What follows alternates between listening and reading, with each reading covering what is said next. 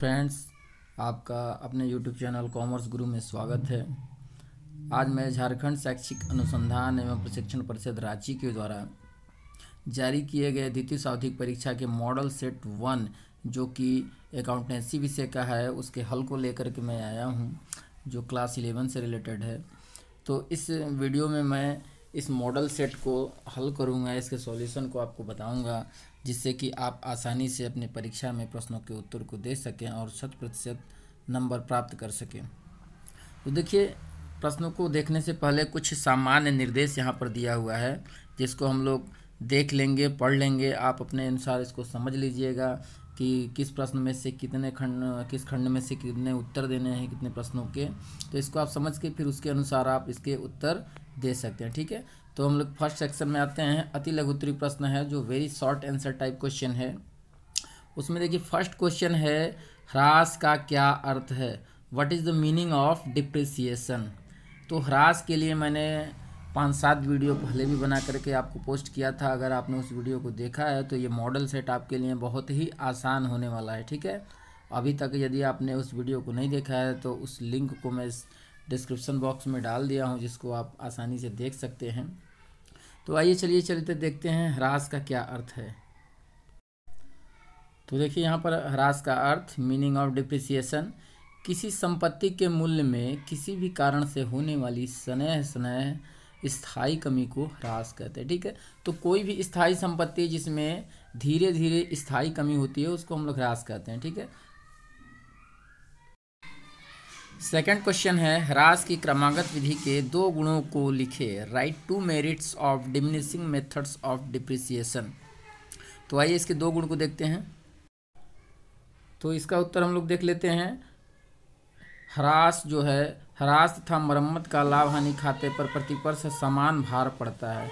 तो इसमें होता क्या है, ह्रास तथा मरम्मत का लाभ हानि खाते पर प्रतिवर्ष समान भार पड़ता है। और दूसरा पॉइंट क्या है, आयकर विधान के अंतर्गत इस पद्धति को मान्यता प्रदान की गई। तो ये जो क्रमागत ह्रास विधि है, उसके ये दोनों गुण हैं, मेरिट्स हैं। ठीक है, इसको आप देख लीजिए, समझ लीजिए और लर्न कर लीजिए। क्वेश्चन नंबर 3 है, संचय से आप क्या समझते हैं? What do you understand by reserve?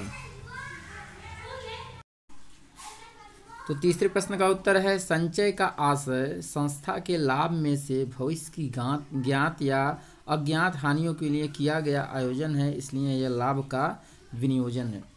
तो संचय आप समझ गए होंगे क्या है। रिजर्व जो संस्था के भविष्य की ज्ञात या अज्ञात, ठीक है, दोनों हानियों के लिए किया गया आयोजन है, उसे हम संचय कहते हैं। और ये जो संचय होता है, ये लाभ में से बनाया जाता है, लाभ का विनियोजन है। ठीक है, नेक्स्ट क्वेश्चन देखते हैं। क्वेश्चन नंबर 4, वित्तीय विवरण क्या है? What are financial statements? चौथे प्रश्न का उत्तर हो जाएगा, वित्तीय विवरण वह विवरण है जो व्यावसायिक उपक्रम की वित्तीय स्थिति तथा एक निश्चित अवधि के दौरान प्राप्त परिणामों को प्रदर्शित करता है। वित्तीय विवरणों में व्यापारिक खाता, लाभ हानि खाता तथा चिट्ठा एवं अन्य विवरण व व्याख्यात्मक टिप्पणियां शामिल होती हैं। तो वित्तीय विवरण क्या होता है, आप इसको लिख सकते हैं, इसको लर्न कर जाएं, समझ जाएं। इसके पहले वाले वीडियो भी मैंने आपको बताया था वित्तीय विवरण में क्या होता है और उसमें क्या क्या सम्मिलित होता है। तो व्यापार खाता, लाभ हानि खाता, चिट्ठा और अन्य विवरण और व्याख्यात्मक टिप्पणियां इसमें शामिल की जाती हैं, जिसको कि हम फाइनेंशियल स्टेटमेंट कहते हैं। 5वां प्रश्न है, प्रत्यक्ष व्यय के 2 उदाहरण दें। Give 2 examples of direct expenses. तो 5वां जो प्रश्न है, उसका उत्तर है, प्रत्यक्ष व्यय के 2 उदाहरण निम्न हैं। पहला क्या है, कारखाने का किराया, और दूसरा है मजदूरी। देखिए, प्रत्यक्ष व्यय बहुत सारे व्यय होते हैं। प्रत्यक्ष व्यय के अंतर्गत मेनली हम लोग वस्तु को क्रय करने और उसको व्यवसाय तक लाने के जो खर्चे होते हैं, यानी जो कारखाने से रिलेटेड होते हैं, उसको हम लोग प्रत्यक्ष व्यय के अंतर्गत रखते हैं। तो यहाँ पे मैंने 2 उदाहरण ही दिया हुआ है, क्योंकि क्वेश्चन में 2 ही उदाहरण पूछ रहा है, क्योंकि उदाहरण बहुत सारे होते हैं। तो आप सभी उदाहरणों को समझें और याद रखें, जितने भी पूछे आप उसको आसानी से लिख सकें। क्वेश्चन नंबर 6 है, अपूर्ण लेखा प्रणाली क्या है? What is incomplete record system? प्रश्न संख्या 6 का उत्तर है ऐसी लेखा पद्धति जो दोहरा लेखा प्रणाली पर पूर्णतः आधारित नहीं होती है अपूर्ण लेखा प्रणाली या इकहरी लेखा प्रणाली कही जाती है। ये जो इकहरी लेखा प्रणाली होती है इसको मेनली जो है कि पेशेवर व्यक्ति या छोटे व्यवसायी ही इसका प्रयोग करते हैं। तो अपूर्ण लेखा प्रणाली इसलिए कहा जाता है क्योंकि इसमें प्रत्येक ट्रांजैक्शन का लेखा नहीं किया जाता है, कुछ सौदों को छोड़ दिया जाता है और कुछ सौदे का ही लेखा किया जाता है।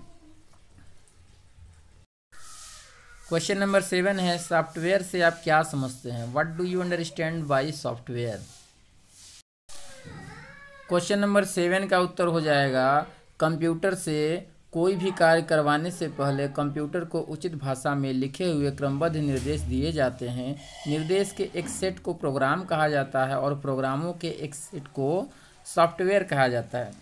जैसे इसको आसान उदाहरण में यदि हम समझें तो मोबाइल आजकल सभी लोग प्रयोग करते हैं। मोबाइल में क्या होता है, बहुत सारे एप्लीकेशन होते हैं, ठीक है, जिस पर हम मोबाइल पर कार्य करते हैं। तो बहुत सारे एप्लीकेशनों का जो समूह होता है वो सॉफ्टवेयर कहलाता है। कभी कभी हमारा मोबाइल काम करना बंद कर देता है, कुछ एरर आ जाता है, तो क्या होता है हम उसको ले जाते हैं रिपेयर के पास, रिपेयर कराने के लिए मैकेनिक के पास। तो वो बोलता है कि सॉफ्टवेयर इसका ख़राब हो गया है, फिर से नया सॉफ्टवेयर डालना होगा। तो जैसे ही नया सॉफ्टवेयर चढ़ता है फिर एप्लीकेशन हमारा काम करने लगता है, ठीक है।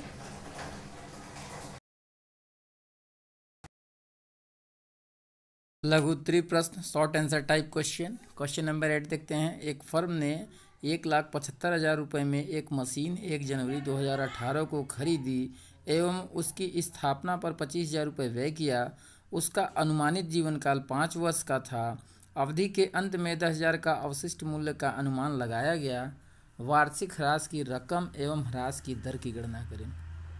तो इसमें हमको दो चीज़ कैलकुलेट करने के लिए बोल रहा है, यानी ह्रास की रकम और ह्रास की दर, ठीक है।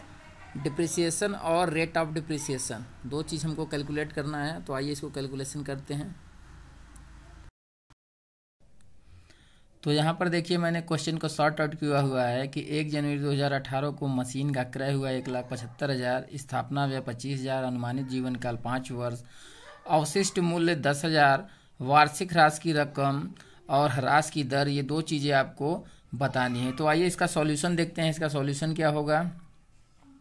इसका सॉल्यूशन जो है, सॉल्यूशन क्या होगा इसका कि संपत्ति की कुल लागत, ठीक है, हमको निकालना है ह्रास की दर और ह्रास की रकम। तो उसके लिए पहले हमको संपत्ति की कुल लागत ज्ञात करनी होगी, टोटल कॉस्ट ऑफ एसेट्स। तो ये हो जाएगा क्रय मूल्य प्लस स्थापना व्यय, क्रय मूल्य और स्थापना व्यय। तो क्रय मूल्य, संपत्ति का क्रय मूल्य purchase value plus installation expenses. तो परचेज वैल्यू कितना है 1,75,000 प्लस स्थापना व्यय आपका इंस्टॉलेशन एक्सपेंसेस है 25,000। तो दोनों को हम जोड़ देंगे तो 2 लाख रुपए आ जाएगा और ये जो 2 लाख हो जाएगा टोटल कास्ट ऑफ एसेट्स यानी संपत्ति की कुल लागत हो जाएगी। अब उसके आधार पर हम वार्षिक ह्रास यानी एनुअल डिप्रिसिएशन को निकालेंगे। तो इसके निकालने के लिए हमारा सूत्र है संपत्ति की कुल लागत यानी total cost of assets minus अनुमानित अवशिष्ट मूल्य, ठीक है, स्क्रैप वैल्यू अपॉन अनुमानित जीवन काल यानी एस्टिमेटेड लाइफ ऑफ एसेट्स, संपत्ति का अनुमानित जीवन काल हो जाएगा। तो इसको हम लोग सूत्र पर अमाउंट बैठाएंगे 2 लाख माइनस अनुमानित अवशिष्ट मूल्य संपत्ति का जो है वो 10,000 है। उसके बाद संपत्ति का अनुमानित जीवन काल 5 वर्ष है। तो इसमें हम इसको कैलकुलेट करेंगे तो 1,90,000 भागे 5 आ जाएगा। इसको कैलकुलेशन करने पर 38,000 आएगा। तो ह्रास की यहाँ पर जो राशि होगी वो कितनी होगी 38,000 रुपये होगी, ठीक है। तो हमने एक चीज़ इसमें निकाल लिया है, एनुअल डिप्रिसिएशन हमारा कितना हो गया है 38,000 रुपये। अब हमको क्या निकालना है ह्रास की दर। तो ह्रास की दर निकालने के लिए हम क्या करेंगे, इसका सूत्र बनाए हैं। सूत्र क्या है, depreciation into 100 upon cost of assets यानी ह्रास गुणे 100 बटे संपत्ति की लागत। तो ह्रास हम पहले निकाल चुके हैं 38,000 गुणे 100 भागे 1,90,000 जो संपत्ति की कुल लागत है, ठीक है, संपत्ति की लागत है। अब ये आ जाएगा आपका कितना 20%, इसकी कितनी हो जाएगी 20%, इसका क्या हो जाएगा ह्रास की दर हो जाएगी आपकी 20%। तो इस प्रश्न का उत्तर हो जाएगा वार्षिक ह्रास हो जाएगा 38,000 रुपये और ह्रास की दर हो जाएगी 20% वार्षिक। 9 ह्रास के मूल तत्व बताइए। State the basic elements of depreciation. तो प्रश्न संख्या 9 का उत्तर हो जाएगा, ह्रास की राशि में मुख्य रूप से 3 तत्व सम्मिलित होते हैं। वो 3 तत्व कौन कौन से हैं? संपत्ति की कुल लागत, इसमें हम संपत्ति का क्रय मूल्य प्लस उसमें संपत्ति की स्थापना में जो व्यय है और संपत्ति को खरीद करके लाने में जो आगत भाड़ा हो, फ्रेट हो या इंपोर्ट ड्यूटी हो, इन सब चीज़ों को हम जोड़ देते हैं तो हमारी संपत्ति की कुल लागत निकल आती है। तो ये ह्रास को प्रभावित करने वालों में एक तत्व है, एक एलिमेंट है। ठीक है। सेकंड है संपत्ति की प्रत्याशित उपयोगी जीवन काल। तो किसी संपत्ति का जो जीवन काल होता है वो भी ह्रास का एक तत्व होता है, ह्रास को प्रभावित करता है। थर्ड है संपत्ति का अनुमानित अवशिष्ट मूल्य।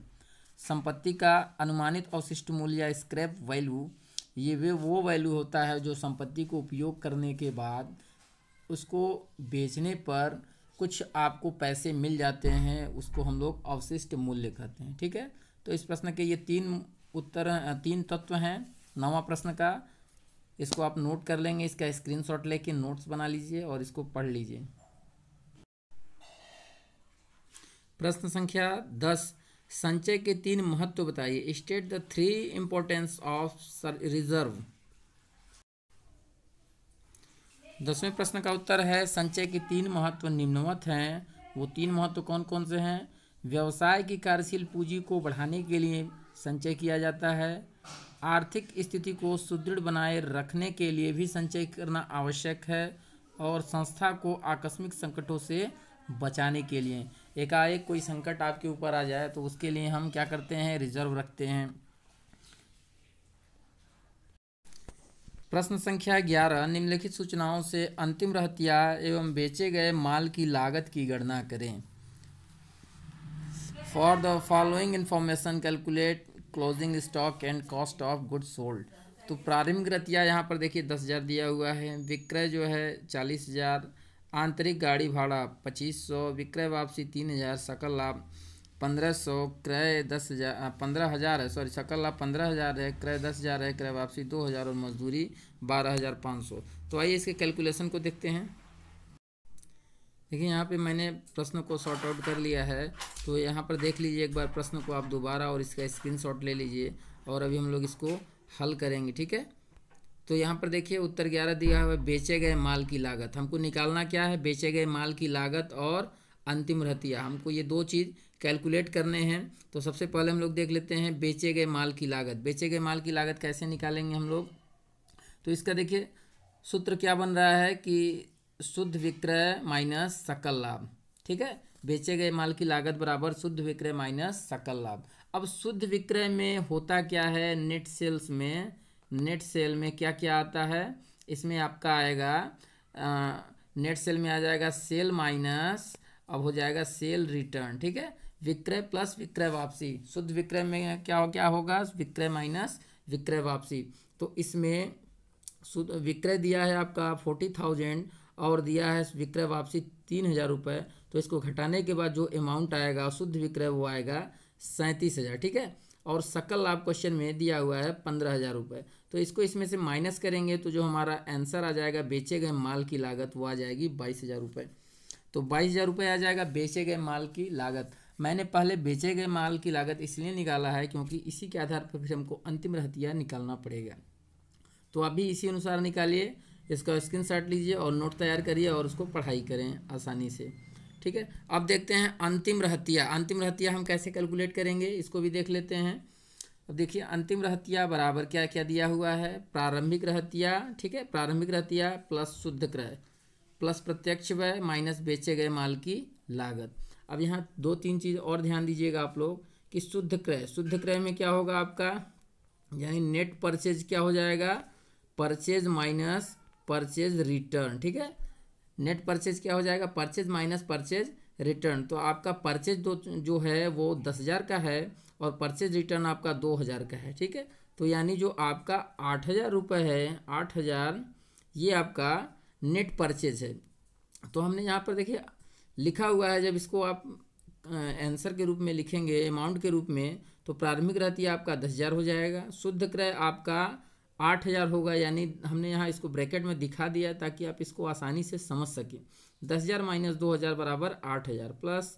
अब प्रत्यक्ष व्यय में आपको डायरेक्ट एक्सपेंसेस में दो एक्सपेंसेस दिए हुए हैं, 250 रुपये दिया हुआ है और 12,500। इसको आप देख लीजिए 250 और 12,500 का क्या क्या है। 250 रुपये में देखिए आंतरिक भाड़ा है और मजदूरी जो है 12,500 रुपये की, तो ये प्रत्यक्ष व्यय के अंतर्गत आते हैं। तो ये क्या है, मजदूरी और आंतरिक भाड़ा, तो इनको भी हम जोड़ लेंगे और ये तीनों अमाउंट को यानी यहाँ से लेकर के यहाँ तक जोड़ने के बाद इसको इसी में से हम बेचे गए माल की लागत जो है हमारा ये 22,000 रुपये है, इसको इसमें हम माइनस कर देंगे और उसके बाद जो अमाउंट आएगा वो आपका उत्तर हो जाएगा। देखिए यहाँ पर दिया हुआ है, इसको आप देख सकते हैं, आसानी से समझ सकते हैं। 10,000 आपका प्रारंभिक रहतिया, 8,000 शुद्ध क्रय प्लस 15,000 जो है प्रत्यक्ष व्यय है, इसमें मजदूरी और भाड़ा दोनों सम्मिलित है।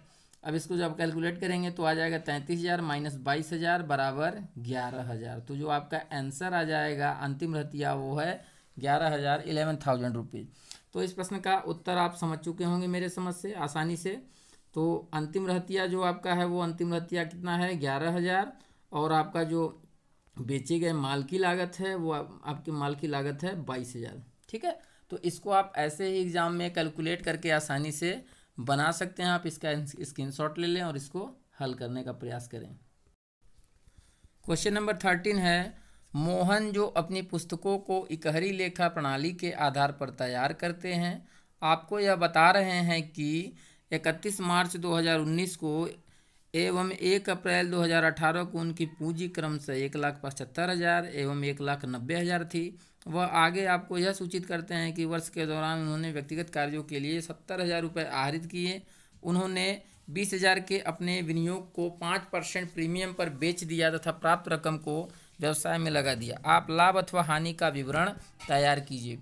तो इसमें हमको स्टेटमेंट ऑफ प्रॉफिट और लॉस निकालना है। तो इसके लिए चलिए आइए हम लोग देखते हैं सॉल्यूशन को। यहाँ पर देखिए मैंने क्वेश्चन को सॉर्ट आउट किया हुआ है, आप यहाँ देख सकते हैं। अंतिम पूंजी दिया हुआ है क्वेश्चन में 1,75,000 रुपये, प्रारंभिक पूंजी दिया है 1,90,000 रुपये, आहरण जो दिया है 70,000 रुपये और अतिरिक्त पूंजी यानी उसका जो विनियोग था उसको 5% प्रीमियम पर बेच करके उसने उसको पूंजी में लगा दिया व्यवसाय में, तो उसका अमाउंट है 21,000। इसको आपको कैलकुलेट करना है। इसको कैलकुलेट कैसे करेंगे, यहाँ पे देखिए मैंने कैलकुलेट किया हुआ है, कैलकुलेशन ऑफ एडिशनल कैपिटल। ठीक है, प्रीमियम क्या है, तो पहले हम प्रीमियम निकाल लेंगे। 5% प्रीमियम पर हमने अपने इन्वेस्टमेंट को बेचा है, तो 20,000 का हमारा निवेश था, उसका 5% हम निकाल लेंगे तो 1,000 ये आ जाएगा।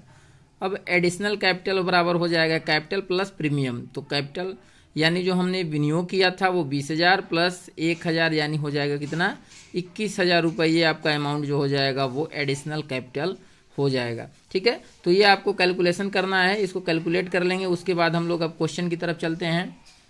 देखिए यहाँ पर मैंने स्टेटमेंट बना रखा है, इसको बस आप आसानी से समझ सके, आपका समय बच जाए और मेरा भी कुछ समय बच जाए, नहीं तो वीडियो बहुत लंबा हो जाएगा। अगर मैं हल करने लगूँ तो वीडियो बहुत ज़्यादा लंबा हो जाएगा और उबाऊ हो जाएगा। इसके लिए मैंने कैलकुलेशन पहले से कर रखा है, बस आपको दिखा रहा हूँ, समझा रहा हूँ, आप इसको स्क्रीनशॉट ले लें और आसानी से इसको समझ सकें। तो देखिए यहाँ दिया है स्टेटमेंट ऑफ प्रॉफिट और लॉस ऑफ मोहन। ठीक है, for the year ending 31 March 2019, format वही है, पर्टिकुलर अमाउंट। तो अब यहाँ पर हम कैलकुलेट करेंगे जो मैंने सॉर्ट आउट किया हुआ था। यहाँ पर देखिए मैंने सॉर्ट आउट किया हुआ, अब इसको हम लोग यहाँ पर फॉर्म में बैठाएंगे और उसको हल कर लेंगे। तो ए क्या कह रहा है, कैपिटल एट द एंड, वर्ष की अंतिम पूंजी। तो वर्ष की अंतिम पूंजी कितनी है 1,75,000 रुपये है। फिर कह रहा है बी, उसमें जोड़ना है, ऐड करना है ड्राइंग ड्यूरिंग द ईयर यानी वर्ष का आहरण। तो वर्ष का आहरण कितना था 70,000 रुपये हमने निकाला था, तो 70,000 रुपये हमने उसमें से जोड़ दिया। अब क्या आ गया हमारा, जोड़ दिए हम, तो यहाँ पर हमारा जो आ गया, ठीक है 2,45,000 रुपये। अब इसमें सी कह रहा है कि लेस एडिशंस, ठीक है, एडिशंस टू द कैपिटल। अब जो अतिरिक्त पूंजी थी उसको कह रहा है कि इसमें से घटा दीजिए। ठीक है, तो अतिरिक्त पूंजी हमारी 21,000 रुपये थी, उसको हमने यहाँ घटा दिया। तो घटाने के बाद कितना आ गया 22,000 22,000 सॉरी 22 नहीं, 2,24,000 रुपये। तो 2,24,000 रुपये वो हमारा क्या है, एडजस्टेड कैपिटल हो गया। ठीक है, एडजस्टेड यानी समायोजित पूंजी हो गई 2,24,000 रुपये। फिर कह रहा है ई वाला point, less capital in the beginning, यानी वर्ष की प्रारंभ की पूंजी हमारी जो है उसको समायोजित पूंजी में से घटा दिया जाए। तो उसको घटाने के बाद जो हमारा उत्तर हो जाएगा वो हो जाएगा, उत्तर हो जाएगा 1,90,000 रुपये। ठीक है, 1,90,000 आ गया, सॉरी 1,90,000 हमने क्या किया, बिगनिंग पूंजी को यहाँ लिख दिया। अब देखिए यहाँ एफ क्या कर रहा है, profit for the year D minus E, यानी एडजस्टेड कैपिटल और less capital in the beginning, यानी इसमें से इसको घटा देंगे तो जो हमारा उत्तर आ जाएगा 34,000 रुपये। ये 34,000 रुपये क्या है, ये 34,000 रुपये हमारे वर्ष 2019 का लाभ है। ठीक है, तो ये जो हमारा स्टेटमेंट है ये 34,000 रुपये का हमारा लाभ प्रदर्शित कर रहा है, 34,000 रुपीज़ का प्रॉफिट है। ठीक है, तो इसको आप समझ लीजिए, इसका स्क्रीनशॉट ले लीजिए और इसको आसानी से कैलकुलेट करिए। इसी टाइप के बहुत सारे क्वेश्चन किताब में दिए हुए हैं, उसको आप घर पर बनाने का प्रयास करें ताकि आपको परीक्षा में कहीं कोई दिक्कत ना हो। सॉरी, गलती से जो है कि मैंने प्रश्न संख्या 13 को पहले बता दिया। अब हम लोग प्रश्न संख्या 12 को देख लेते हैं। तो प्रश्न संख्या 12 में देखिए बहुत सारे पॉइंट दिए हुए हैं। यहाँ पर दिया है कि पहचान करें कि निम्नलिखित प्राप्तियाँ पूंजीगत प्राप्तियाँ हैं या आयगत प्राप्तियाँ हैं। तो यहाँ पर 3-4 आइटम दिए हुए हैं, जैसे माल का विक्रय है, सेल्स ऑफ गुड्स, तो ये पूंजीगत प्राप्ति है या आयगत प्राप्ति है। तो आप जानते हैं जो माल की प्राप्ति, माल का विक्रय है, ये हमारा आयगत स्वभाव का है, तो ये क्या है, हमारा आयगत प्राप्ति है। ठीक है, रिवेन्यू नेचर का ये है, ये रिवेन्यू नेचर है, इसको हम लोग आयगत प्राप्ति कहते हैं, रिवेन्यू नेचर का है ये। फिर है स्वामी द्वारा लगाई गई अतिरिक्त पूंजी, additional capital introduced by the proprietor. ठीक है, तो स्वामी द्वारा जो 1,20,000 रुपये की पूंजी लगाई जा रही है ये कैपिटल नेचर का है। ठीक है, यानी पूंजीगत स्वभाव का है, ये आयगत स्वभाव का नहीं है, क्योंकि ये व्यवसाय की पूंजी में लगाया गया और ये आवर्ती स्वभाव का नहीं है, ये स्थायी रहने वाला है। फिर है अगला कह रहा है कि उपभाड़े पर दिए गए भवन से प्राप्त किराया 50,000 रुपये है।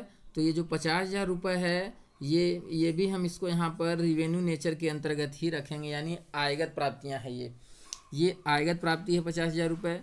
फिर नेक्स्ट कह रहा है कि भूमि एवं भवन की बिक्री। ठीक है, भूमि एवं भवन की बिक्री कितने की है, आपका भूमि एवं भवन का बिक्री जो है 2.5 लाख का है। तो हम जानते हैं संपत्तियों की बिक्री ये क्या है, कैपिटल नेचर का है, पूंजीगत प्राप्ति है। ठीक है, तो ये आपका कैपिटल नेचर है, पूंजीगत प्राप्ति, क्योंकि संपत्ति की बिक्री बार बार नहीं होती है। अगर व्यक्ति संपत्ति का ही व्यवसायी होता तब तो ये उसके लिए आयगत प्राप्ति हो जाती, लेकिन यहाँ पर दिया हुआ नहीं है, तो इसको हम लोग स्थायी संपत्ति मानेंगे और स्थायी संपत्ति की बिक्री पूंजीगत प्राप्ति होती है, न कि आयगत प्राप्ति। ठीक है, फिर है समाचार पत्र, पेटियाँ एवं बोतल आदि की बिक्री से प्राप्त राशि। देखिए जो समाचार पत्र, पेटियाँ और बोतल होते हैं ये तो प्रत्येक साल आते रहते हैं और इनको इकट्ठा करके प्रत्येक साल बेच दिया जाता है। तो इसमें एक चीज़ ध्यान रखने की ये ज़रूरत है कि ये जो अमाउंट है यदि छोटी होती है तो इसको हम लोग रिवेन्यू नेचर में डाल देते हैं। ठीक है, लेकिन अगर ये बड़ी अमाउंट होती तो हम इसको पूंजीगत में मान लेते हैं। चूँकि यहाँ पर स्पष्ट नहीं दिया हुआ है क्वेश्चन में, इसलिए हम इसको आयगत ही मानते हैं, क्योंकि पूंजीगत जो होता है वो अनावर्ती स्वभाव का होता है और ये जो है आवर्ती स्वभाव के दिखते हैं, क्योंकि कई बार व्यवसाय में जो है कि जो खाली पेटी होता है, समाचार पत्र और बोतल होता है, उसको बेचने की आवश्यकता पड़ती है। तो यहाँ पर इसकी अमाउंट भी जो छोटी दी हुई है, इसलिए हम इसको आयगत प्रकृति के अंतर्गत रखेंगे, क्योंकि क्वेश्चन में स्पष्ट नहीं कह रहा है, इसलिए हम इसको आयगत स्वभाव के अंतर्गत ही रखेंगे। क्वेश्चन नंबर 14 है, लेखांकन प्रक्रिया के ऑटोमेशन का क्या आशय है। What is meant by automation of accounting process. आइए इसके उत्तर को देख लेते हैं। यदि आप मेरे चैनल पर नए हैं तो प्लीज़ चैनल को सब्सक्राइब करें। मेरा चैनल है कॉमर्स गुरु, जो कॉमर्स रिलेटेड मैटर को डालता है और आपके लिए सहयोगी होता है। तो आपको, अगर आप 9, 10, 11, 12 के परीक्षार्थी हैं और कॉमर्स पढ़ते हैं तो आपके लिए ये चैनल बहुत ही यूज़फुल है, आपके लिए बहुत ही ज्ञानवर्धक है। तो आप प्लीज़ इस चैनल को सब्सक्राइब करें और अपने दोस्तों मित्रों में इस चैनल के वीडियो को शेयर करें, लाइक करें, ठीक है। तो आइए इसके उत्तर को देख लेते हैं। क्वेश्चन नंबर 14 देख लेते हैं। लेखांकन में कंप्यूटर के प्रयोग का आशय लेखांकन प्रक्रिया के ऑटोमेशन से है। यानी हम लेखांकन अगर कंप्यूटरीकृत प्रणाली से करते हैं तो उसको हम लोग लेखांकन का ऑटोमेशन कहते हैं। लेखांकन प्रक्रिया लेखांकन के लिए डेटाबेस के डिजाइनिंग से प्रारंभ होती है। लेखांकन अभिलेखों की डिजाइन उपक्रम की आवश्यकताओं के अनुरूप होती है, चाहे लेखांकन प्रक्रिया मैनुअल लेखांकन प्रक्रिया वाली हो या टेलर मेड सॉफ्टवेयर वाली। तो देखिए, जो लेखांकन कंप्यूटर में जो कि लेखांकन ऑटोमेशन है, ये जो होता है एक प्रकार का सॉफ्टवेयर होता है जिसके माध्यम से अकाउंटिंग की जाती है और अकाउंटिंग करने में आसानी होती है। एक ही तरह के जो प्रलेख होते हैं, जो लेखे होते हैं, उनको बार बार आसानी से किया जा सकता है। तो इस प्रकार हम लोगों ने 14 कुल प्रश्नों के उत्तर यानी निश्चित उत्तरी और लघु उत्तरी प्रश्नों के उत्तर को देख लिया। इसके अगले वाले वीडियो में मैं पार्ट 2 लेकर के आऊँगा जिसमें दीर्घ उत्तरी प्रश्नों के उत्तर को हम लोग देखेंगे।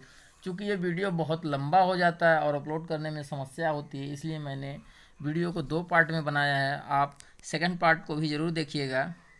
आप सभी का वीडियो देखने के लिए बहुत बहुत धन्यवाद।